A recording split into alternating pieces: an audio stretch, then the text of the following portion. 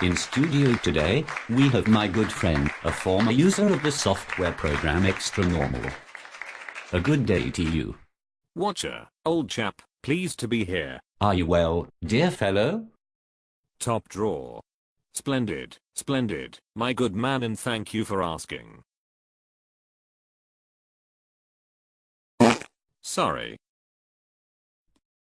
Are you comfortable, dear fellow? You seem perturbed. I understand that you have an announcement to make, right here on national television.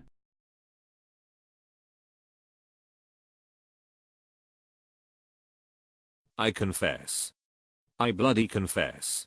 I admit it was a good idea at the time.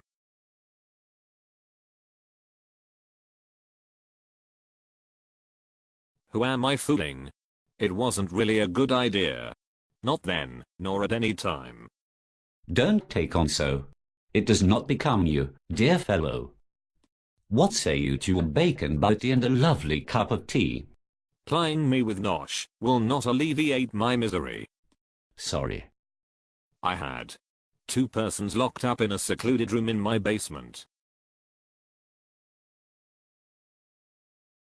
I captured them on my own.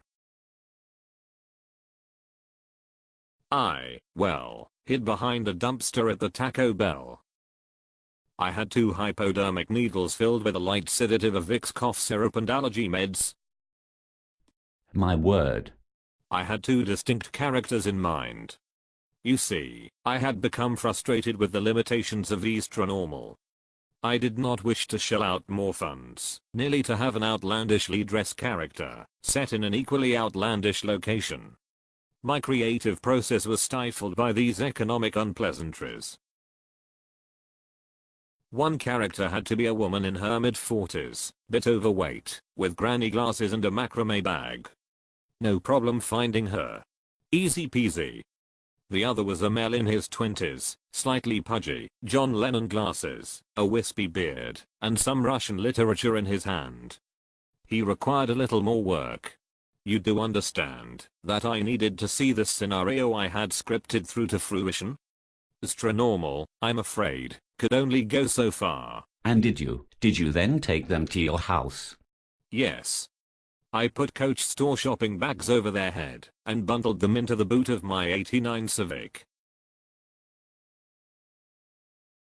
They were very anxious at first, but their fears were allayed when they became cognizant of their responsibilities. Which were?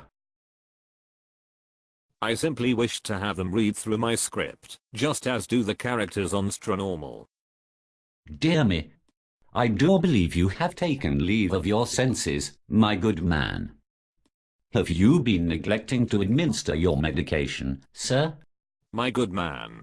It was simply to be a fleshing out of what I had initiated in xtranormal. I meant no harm. I am no legal expert, but I do believe that you have committed a felony, dear chap. Possibly more than one, in fact. Taco Bell. Dear me.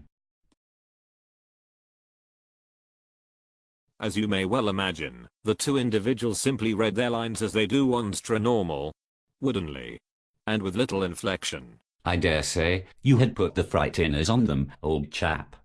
I fear so, my good man.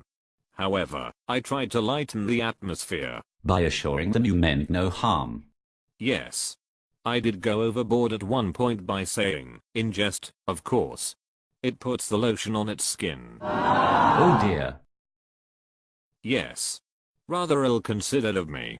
They said little of coherence for hours thereafter. And then? Did I mention that I built a scale model of the set I had in mind? Which was? The inside of the Louvre. The famed art gallery in Paris, France. The very same. Bloody hell. I even had artists recreate some of the masterpieces to hang on the walls. Your mental instability knows no bounds. Yes. Yes. Eventually, we did get through the reading complete with action. And? They performed wonderfully. It was a realization of all my dreams. To have my words spoken by actual, living persons. Marvelous. And you released them? Yes. However, there was only one small problem. Which was? Alas, I bloody neglected to film the entire sequence.